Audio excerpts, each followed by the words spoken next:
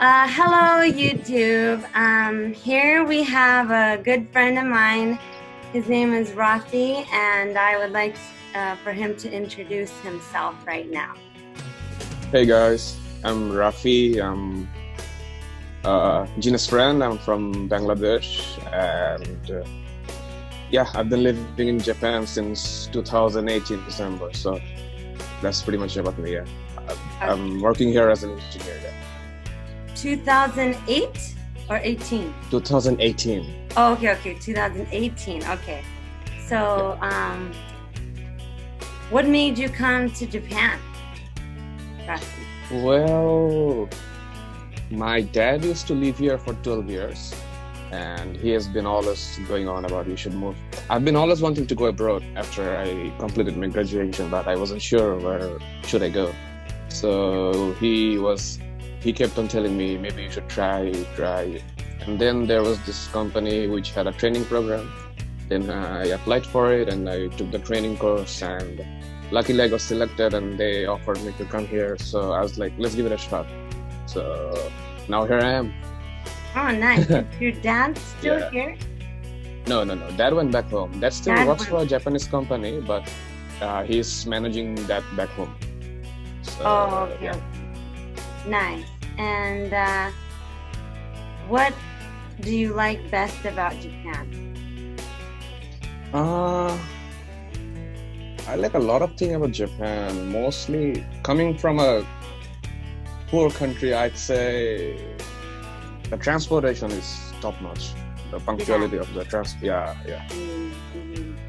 trains, buses, everything. Like it's all on time.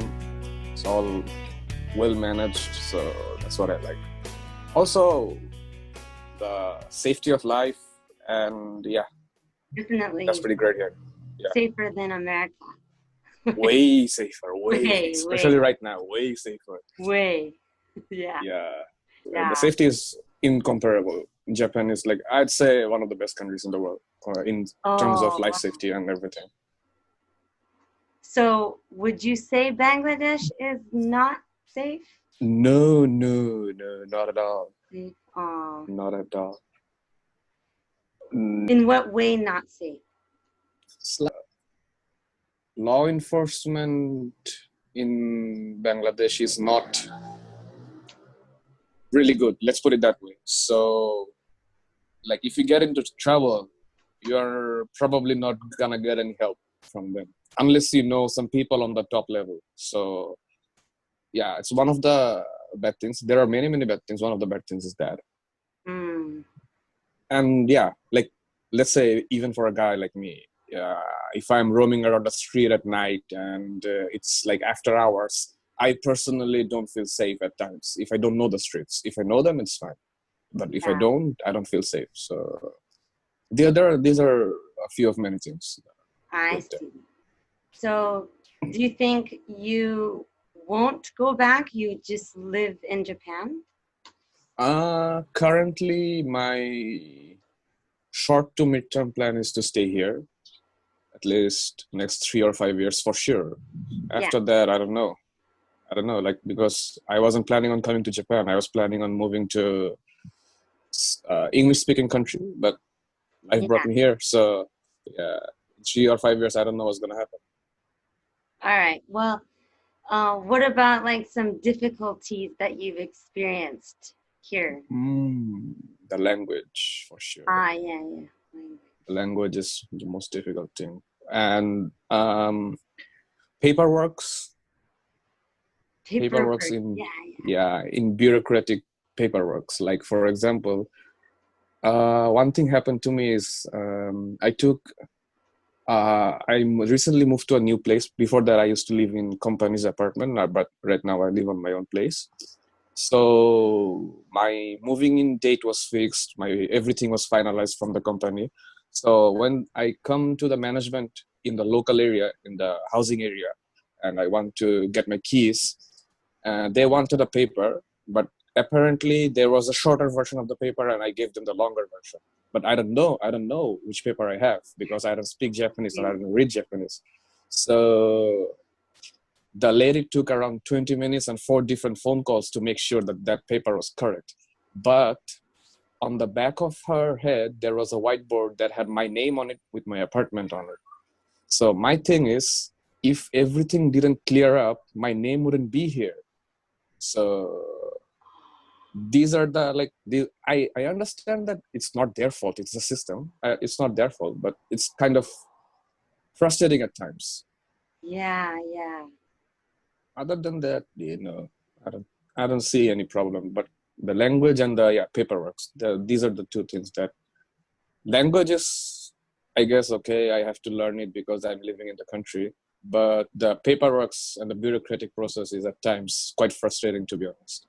100,000 yen give out from the government. The fault of the paperwork system in the bureaucratic process really got highlighted, how faulty the system is. Did you get yours, by the way? I didn't even get the Abe mask yet. Really? Yeah. Hopefully I'll get it soon enough. The Abe mask, yeah, I got, but the 100,000 yen. No, I still didn't get it. I mean, I didn't even get the application form. I was supposed to get it by today, according to Yokohama City of Yokohama website. Mm-hmm. My coup was supposed to be enrolled out within today, but I still didn't get it. So, well, hopefully in the next few days. Yeah, right? I mean, the thing is, another good thing about Japanese people is like, once they say they're gonna do something, it's gonna be done. So I don't have to worry about it. It's gonna take a while, but I don't have to worry about it. Yeah, that's true. Yeah. Do you want to talk about the visa? When I came, I'm an engineer. I'm working here. So when someone comes to work here, at first their CO is provided, right? Mm-hmm. And it's kind of common sense that if a person moves from their country to another country to work, they're not gonna work for only 1 year. So a 1-year visa is kind of silly for me. Yeah. Back in the day, like in 2018, when I got my visa, a lot of people, like most of us, got only 1-year visa. And even last year, when we got to the extension period and we applied for extension, most of the people only got 1-year extension as well. I was lucky enough to get 3 years, but like if a person is applying for extension, logically or applying to work here, logically the person is not going to stay here for 1 year. Mm-hmm. Because 1 year is not a long-term sustainable plan. So the 1-year visa is kind of silly. And I don't think any other country does that. If you're coming to another country as a worker, as a skilled worker, like engineer or doctor or something else, you're not going to get 1 year, at least 2 or 3 years for sure.